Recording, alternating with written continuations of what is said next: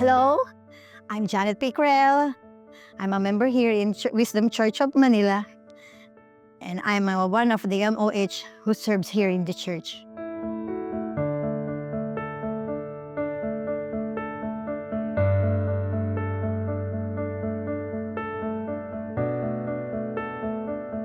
My husband is Tito Jeff, or all you know na kilala si Tito Jeff. Kasama natin nagsaserve dito sa church. We're married for 44 years. Sa pagiging husband and wife namin, talaga namang I know that na nagmamahalan kami kasi renewed pa nga our vows. Pagkatapos ng renewal of vows, that was March of this year, come May, he passed away. Napakasakit, napakahirap, masyadong mabigat, masyadong sudden. Hindi namin matanggap. Pero sa eulogy, masarap yung sinabi ni Pastora. Comforting naman kasi sabi niya, Tito Jeff is not a loss. Nandun na siya sa kingdom, doon na siya nagsaserve. Kaya hindi naman siguro ako selfish enough para hindi ko maintindihan yon. Kaya yung para sa akin, parang naunawaan ko naman yon. Pagkatapos ng wake, back to normal na kami mag-anak, kami mag-iina. Mga kanya-kanya ulit buhay. Yung mga apo ko, lagi naman akong dinadalaw dun sa bahay namin.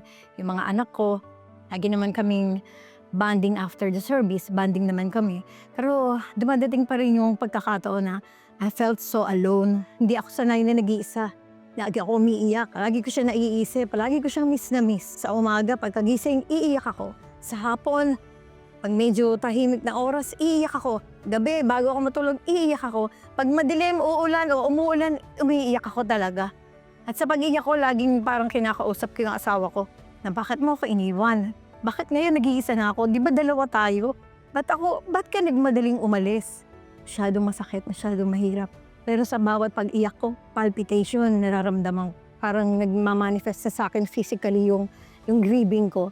Yung mga anak ko din, palagi kami nag-iiyakan. Nag-set pa nga kami ng video call time para makamusta nila ako kasi nga, alam nila, iyak ako na iyak. Pero sa video call time na napag-usapan namin, laging di natutupad sa oras kasi laging wala pa sa oras, umiiyak na ako, nagtatawagan na kami. Pero kaya lang, isang beses, naisip ko na pumunta sa hospital kasi nga yung palpitation masyado nang parang nagiging severe, nakakapagod kahit wala akong ginagawa. Basta nagpalpitate ako, napapagod ako. Basta nung nasa hospital na ako, hindi naman ako na-check kasi yung card ko, bagong renew, hindi daw sila affiliate ng company na yun. So sabi ng anak ko, umuwi muna ako, aalamin niya kung saan hospital pwede yung card ko. So umuwi muna ako. Pero nung hapon na yun, pagkagaling ko sa hospital, nag-walking kami ng apo ko. Yung apo ko, sinasama niya ako mag-walking kasi yung routine na naiwan namin ng asawa ko, yun yung araw-araw namin ginagawa, mag-walk paghapon. So nung tapos na kami mag-walk, uwi na siya. Ako nagpapahinga ako sa sopa. Ayun din yung eksena namin mag-asawa palagi. Pag nasa sopa, pahinga ng konti. Pero natulog ako sa sopa. Pagkagising ko, inaasahan ko, nandun siya sa tabi ko. Pero nawala na naman ako.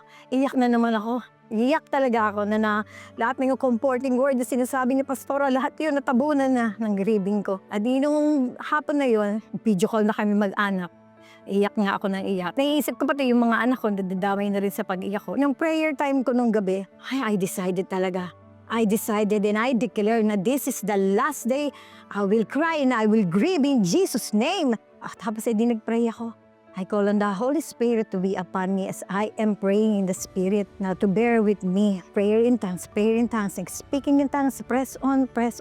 Nung tapos na ako mag-prayer in the Spirit, natulog na ako. And then I had this dream. Sa panaginip ko, buong hapon, buong araw, hanap sa asawa ko. Nagtataka ko kung saan siya nagpunta, bakit wala siya? Hinahanap ko siya kung saan, pati sa mga talyer, hinahanap ko siya, wala siya, hindi ko siya nakita. Hanggang sa umuwi na ako, wala akong napala sa kahahanap ko. Hanggang sa gumabi, sa loob ng bahay, intay na umuwi siya. Hanggang sa naubos na yung magdamag hanggang kinaumagahan, tataka ko, asan ang asawa ko? Pero sa later part ng panaginip ko, parang naunawaan ko, pinaunawa sa akin yung Holy Spirit na wala na talaga siya, wala na. Di pagkagising ko ng umaga na yun, masyadong peaceful. Parang may joy na hindi ko maintindihan. Imbis na umiyak ako, pagkagising ko, iyak na ako nun eh. Nung pagkagising ko, masaya lang ako. Nag-greet pa ako ng good morning Holy Spirit, good morning Father in heaven, good morning Lord Jesus, thank you angels for this day. Naiba talaga yung umaga ko, tataka ako, pero sige, okay lang. Tapos naisip ko, hala, dito pala pumapasok yung The Spirit helps us in our weakness, or we do not know what we are ought to pray. Pero you see, ang Holy Spirit na nag-i-intercede for us. Dun sa Romans 8:26, talaga yun na namnam ko talaga na verse doon. Talagang si Lord hindi talaga hahayaang malugmok ang anak niya. Mula noon, hindi ko na naramdaman ng grieving. Hindi na ako bumalik sa hospital para magpa-check ng aking palpitation. Wala na sa usapan ng palpitation, wala na rin sa usapan ng grieving. Talagang hinilom ako ni Lord. Feeling ko talaga, hindi hands na ako ng Holy Spirit nung natutulog ako. Talagang sa Psalm 34:18, the Lord is close to the broken-hearted. He rescues those whose spirits are crushed.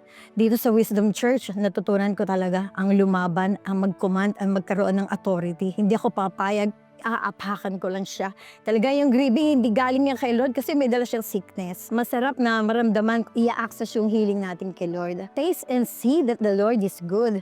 Dito sa Wisdom Church, I am inviting you to join us every Sunday from 2 to 4 p.m. Dito sa Wisdom Church, you will learn how God works for the goodness of those who love Him